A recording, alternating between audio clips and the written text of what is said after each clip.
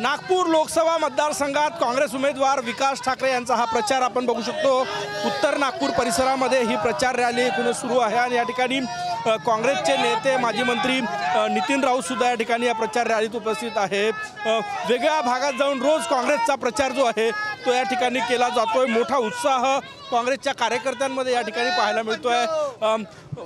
सहाही लोकसभा विधानसभा मतदारसंघामध्ये काँग्रेसचा प्रचार जो आहे तो या ठिकाणी होताना दिसतोय। विकास ठाकरे आपल्या सोबत आहे। विकास भाऊ, कसा रिस्पॉन्स मिळतो काय सांगता? मला वाटतं आपण पाहता की सगळी जनता पाऊस असताना सुद्धा रस्त्यावर येऊन रॅलीचं स्वागत करत आहे आणि मला वाटतं ही जनतेची लढाई झालेली आहे। आता भारतीय जनता पार्टी विरोधात नागपूर शहरातली जनता, सर्वसामान्य जनता अशी लढाई झाली। उत्तर नागपूरवर जास्त जोर दिसतोय तुमचा। उत्तर नागपूर आमचे ज्येष्ठ नेते नितीन राऊत साहेबांचा मतदारसंघ आहे। मागच्या 4 टर्मपासून ते निवडून येऊन झाले आणि इथे सगळं काँग्रेसचं साम्राज्य आहे। मागच्या 20 वर्षापासून राऊत साहेबांनी जे कामं केले, इथल्या लोकांशी संबंध प्रस्थापित केले, त्याचा हा रिस्पॉन्स आहे। कुठल्या मुद्द्यांवर मतं मागताय तुम्ही?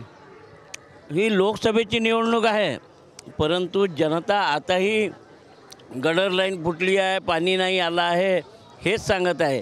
हे बेसिक मुद्दे आहे आणि मला वाटते की या शहराचा विकास होत असताना फक्त सिमेंटचे रस्ते आणि पूल होऊन चालणार नाही, तर या सामान्य माणसांना ज्या मूलभूत सोयी पाहिजे त्या झाला पाहिजे आणि हाच मुख्य मुद्दा आहे मला असं वाटतं या निवडणुकीचा। नितीन राऊत सर आपल्यासोबत आहे। राऊतजी, तुम्ही प्रचारात दिसताय कंटिन्युअस, उत्तर नागपूर असो काय काँग्रेसचे नेते एकत्र आहेत, काय सांगाल? असं आहे की ही निवडणूक संघभूमी विरुद्ध दीक्षाभूमी अशी विचारांची निवडणूक आहे। सातत्यानं स्वातंत्र्य मिळाल्यानंतर या नागपूर शहरामध्ये अशाच विचाराची निवडणूक झाली। आजच्या वेळेला जनता स्वतः उत्स्फूर्तपणे ही लढाई लढायला पुढे सरसावलेली आहे आणि मला असं वाटतं एक बहुजन समाजाचा नेता, तरुण नेता आज या ठिकाणी महाविकास आघाडीने उमेदवार म्हणून दिलेला आहे।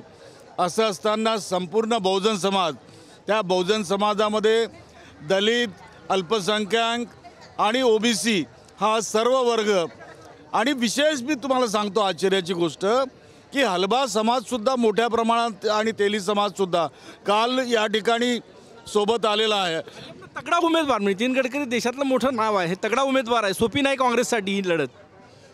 नाही, नितीन गडकरी हे नाव जरी मोठं आहे तरी त्यांचं दर्शन मात्र खोटं आहे ना। त्याचं काय करणार? अहो, लंडन स्ट्रीट बनाऊंगा। कुठं लंडन स्ट्रीट आहे? स्मार्ट सिटी बनाऊंगा। क्या बात है, थँक्यू। स्मार्ट सिटी बनाऊंगा आणि आता स्मार्ट विलेजवर आले। अहो, स्मार्ट सिटीज नाही झाली तर स्मार्ट विलेज कुठून बनणार आहे? तर ही फोकनाड या ठिकाणी चालणार नाही।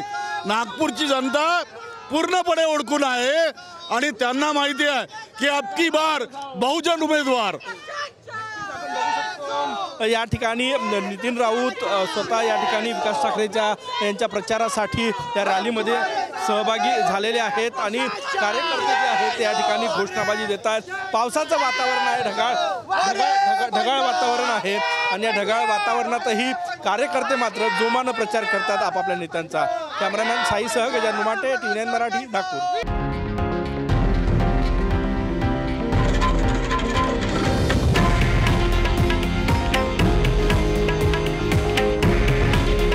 हे आहे देशातील नंबर 1 न्यूज नेटवर्क आणि आपण पाहत आहात TV9 मराठी। काळजी तुमची, हित महाराष्ट्राचं।